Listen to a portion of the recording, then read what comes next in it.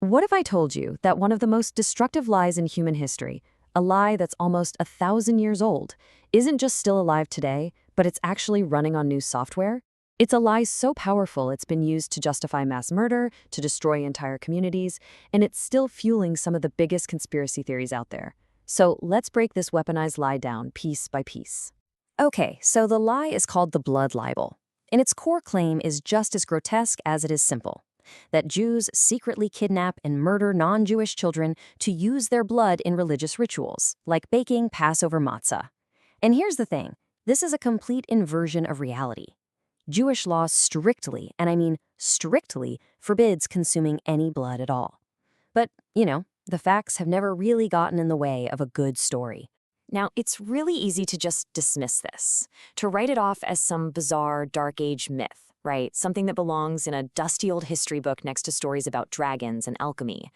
But if you do that, you're missing the entire point. Because the blood libel was never really about what people believed, it was about what it allowed them to do. This wasn't just a superstition, it was a weapon. Or, more accurately, it was a technology. A projection technology. That's the key idea we're going to unpack here. It's a playbook, a calculated strategy, where powerful people or institutions take their own failures, their corruption, their violence, and they project it all onto a scapegoat. By doing that, they get to disguise themselves as protectors, and somehow come out with even more power. So in this explainer, we're going to see exactly how this technology was invented, how it was perfected, and how its blueprint is still being used right now. So let's go back to the very beginning. Where did this weaponized lie even come from?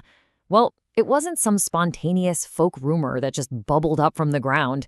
No, it was constructed, piece by piece, and with very clear motives. We can actually pinpoint two key moments that really built and scaled this technology. The first one was way back in 1144 in Norwich, England. You can think of this as the beta test. And the second, in 1475 in Trent, Italy. That was the full-scale mass media launch. Okay, so the Norwich case shows us something crucial. This lie was deliberately engineered for a purpose. It all starts with the unsolved murder of a young boy named William. A local monk, Thomas of Monmouth, he sees an opportunity here. He wasn't a detective, he was more like an entrepreneur. He wanted to create a new saint for his church, to attract pilgrims and, of course, their money. So he crafts this whole narrative. He even brings in an insider, a Jewish man who converted to Christianity named Theobald, who invents this wild story about an international council of Jews that secretly meets every year to sacrifice a Christian child. And that, right there, was the key innovation. Thomas and Theobald took a local tragedy, an unsolved crime, and they blew it up into a global conspiracy.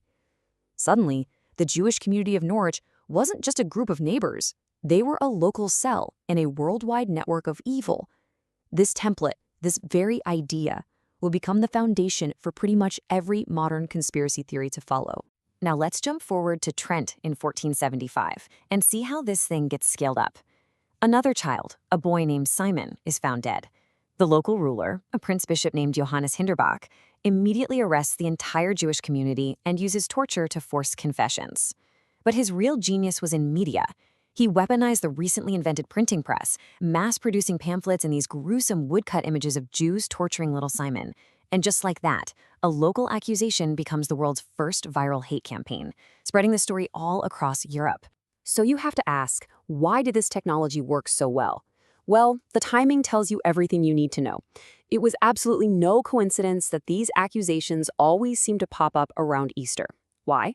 Because that's when Christian nobles and commoners owed money to Jewish lenders. The libel gave them the perfect excuse: accuse your creditor of a monstrous crime, get them killed or kicked out, and poof, your debt vanishes. You see, the libel was never really about faith, it was about finance. So, as we move into the modern era, the libel adapts, it starts to shed its purely religious skin and becomes this sophisticated tool of geopolitics and state power. The motives change a little, but the destructive function stays exactly the same. And you can just watch it evolve so perfectly. The motive shifts from needing blood for a religious ritual to some kind of inherent political bloodlust. The target grows from a local Jewish community to global Jewry, or later on, the State of Israel. And the medium? It evolves from sermons and woodcuts to state-sponsored show trials, and now, of course, social media. Just look at the Damascus Affair in 1840. A Christian friar disappears, and the French consul on the ground immediately accuses the local Jewish community. Why? Not because he actually believed it, but because France wanted to expand its colonial influence in the Middle East by positioning itself as the protector of Christians. But there was this fascinating paradoxical side effect. The horror of what happened in Damascus spurred the first ever international Jewish political movement, with leaders from Britain and France stepping in to free the prisoners. An attack designed to crush a community actually ended up forging a new global one. And then you have the completely bizarre Beilis Trial in Tsarist Russia in 1913. The regime is facing revolution, so to distract everyone, it stages this massive show trial against a Jewish factory worker named Mendel Beilis. The evidence was a total joke, and the jury actually acquitted him. But, and this is the crucial part, in their verdict, the jury also affirmed that the murder did have all the characteristics of a ritual murder. So get this, the man walks free, but the lie itself gets an official stamp of approval from the state. The technology worked even when the prosecution completely failed. So, all of this brings us to today. The medieval hardware might be gone, the printing presses and the town squares, but the operating system of the blood libel, its core logic, it is very much active. It's just running on brand new platforms. You can think of it as folkloric DNA. The specific names and the places might change, but that underlying structure, the genetic code of the lie, it stays identical. And it's animating some of the biggest and most dangerous conspiracy theories of our time. In fact, you can map that ancient blueprint right on top of the modern QAnon conspiracy, and the fit is chillingly precise. The international Jewish consul is just replaced with the deep state elites. The need for blood becomes a need for some pseudo-scientific chemical. But the core story, a secret cabal harvesting the life essence of children for its own evil purposes, is exactly the same. And this substance, adrenochrome, is the key. It's the modern, sci-fi-sounding update to the ancient lie. Instead of blood for Passover matzah, now it's a chemical that's supposedly harvested from terrified children to keep a global elite young and powerful. The substance changed, but the monstrous story of stealing life from children is identical.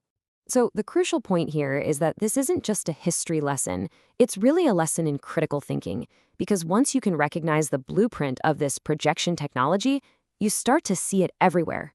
Here it is. This is the playbook, broken down into 4 steps. First, the powerful institution creates a crisis, or just fails badly. Think economic collapse, social unrest, whatever.